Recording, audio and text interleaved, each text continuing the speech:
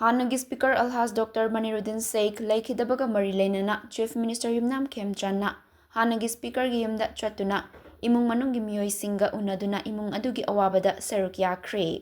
Loinana Laikhidrabagi mafamda sumapugi Laikolda ingna chikna lairunaba Alim Ulama amadi imung manungi miyoi singa loinana thauniki.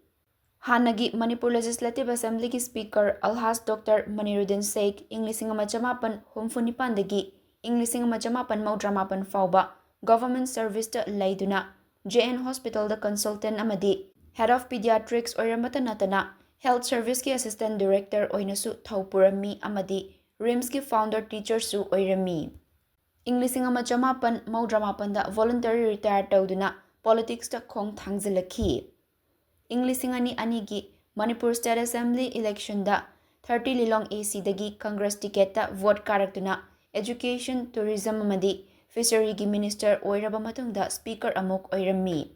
Government ki development purpose kaya da foreign country kaya da chatuna Manipur gi damak chawkhat thorangi project kaya marumsu paikhatlami.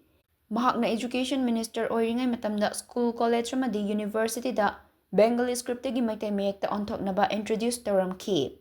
Luchingba sina hinglingai matamda Best Citizen of India, Best Achiever of Millennium amadi tongan-tonganba mana kaya marum fangki. Mahakumba matik charaba leader ama laikhidaba haiba asi lamdam asigi mentionba ngamlaroidaba ahangba amani haina Chief Minister na fongdoraki.